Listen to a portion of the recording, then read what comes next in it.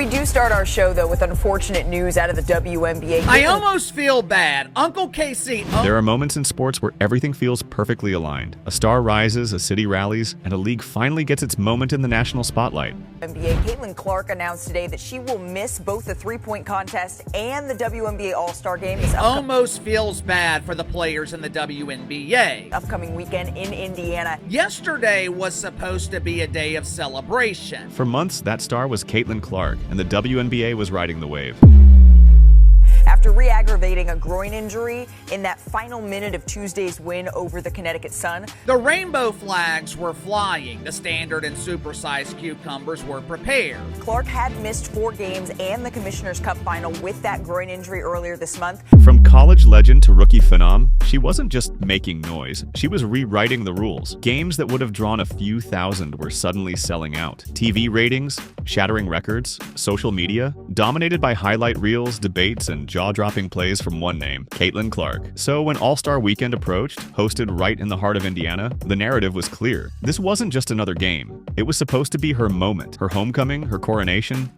It's gonna be competitive and we are underway.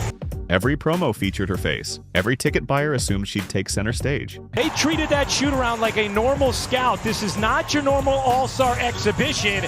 And why wouldn't they? She was leading the fan votes by a landslide. She was already a lock for the three-point contest. Everything was building toward a perfect celebration. But in sports, as in life, nothing is guaranteed, especially when the spotlight burns this bright. Gets it back from Agumake, dumps it to her.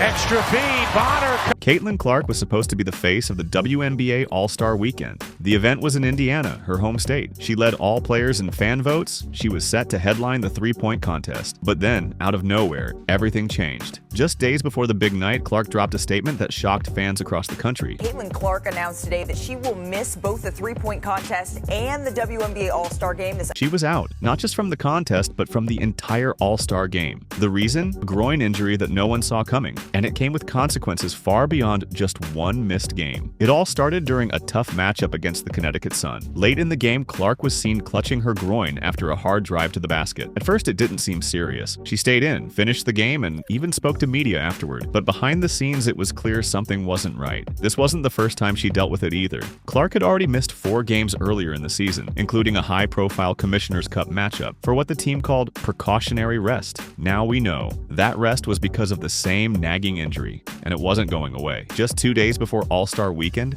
fans woke up to an unexpected announcement. Caitlin Clark had officially pulled out of both the All-Star Game and the three-point contest. The Fever issued a brief update citing a groin injury and called it a precautionary move, but the timing couldn't have been worse. Clark was the top vote-getter. She was the player everyone wanted to see, and now she was suddenly gone from the league's biggest showcase. Fans were confused. Was this really just about rest, or was there more going on behind the scenes? Some started speculating. Was the team protecting her from further injury? Was she clashing with league organizers? Or was the pressure of a non-stop season finally catching up? The internet exploded. Fans across social media didn't hold back. Some were supportive, saying Clark deserved rest after carrying the fever on her back all season. Others were furious, not at her, but at the WNBA. They felt robbed. The biggest star in women's basketball wouldn't be at the biggest weekend of the year in her own state. Many questioned how the league let it get this far. Clark had been playing heavy minutes, taking hits, and dealing with relentless pressure since her rookie season began. Was this just poor management? Or was the WNBA pushing its biggest draw too hard, too fast? On the flip side, conspiracy theories started to spread. Some fans believed the WNBA wanted her out of the spotlight for a bit. They pointed to the tension between Clark's rapid rise and the league's older stars, stirring up debates that had already been simmering for months. Clark's absence didn't just raise questions about her health, it reignited a firestorm of controversy that had been building all season. From day one, her presence in the league stirred strong reactions. She was breaking viewership records, dominating headlines, and attracting fans who had never watched the WNBA before. And not everyone loved that. Some veteran players and media figures criticized the overwhelming attention Clark received. There were murmurs that she hadn't earned her spotlight yet, that she needed to prove herself. The divide became even more visible after a few on-court clashes turned physical, leading to viral debates about whether Clark was being targeted by other players. So when she pulled out of All-Star Weekend, some fans saw it as more than just an injury. They saw it as a reflection of growing tension between the league's past and its future, between tradition and change. And once those theories started flying,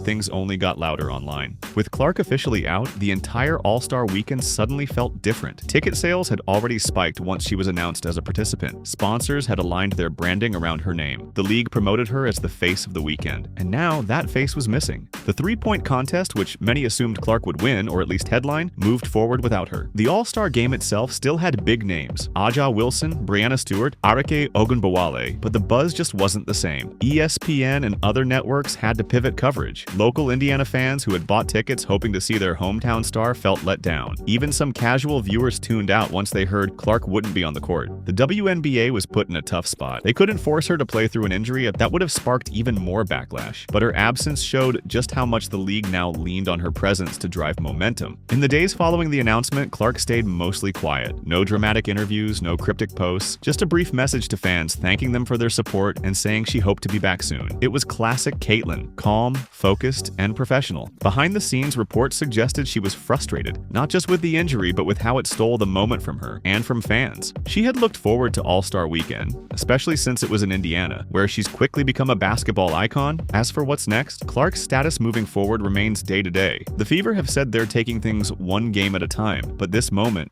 her sudden disappearance from the spotlight, showed how fragile things are. Not just for Caitlyn, but for a league that's leaning on her more than ever. Caitlyn Clark missing the All-Star game wasn't just a sports headline. It was a warning shot. The WNBA has never had a star rise this fast or carry this much weight this early. And now the question is clear: how much can one player handle before the pressure breaks through? So yes, this wasn't just about a groin injury. It was about the strain of non-stop expectations from fans, from media, from the league itself. Clark has become the centerpiece of a movement, whether she asked for it or not. And moments like this show just how quickly everything can shift. What happens next will say a lot, not just about Caitlyn's recovery, but about how the WNBA protects its future. Because if this season has proven anything, it's that Caitlyn Clark is the future. And if she's not okay, the whole system feels it.